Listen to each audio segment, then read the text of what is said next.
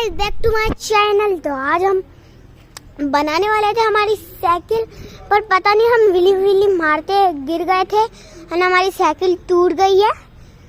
तो भाई हम आज बनाने लेके जाएंगे, तो वहाँ भी आपको शूटिंग करके दिखाएंगे हम लोग। देखो हमारी साइकिल देख सकते हो आप। देखो गाइस, आपको यकीन नहीं हो रहा, मैं तो दिखा देता हूँ।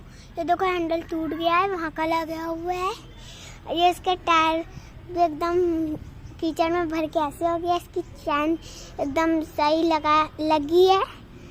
तो गाइस आज की वीडियो के वास्ते बाय बाय गाइस।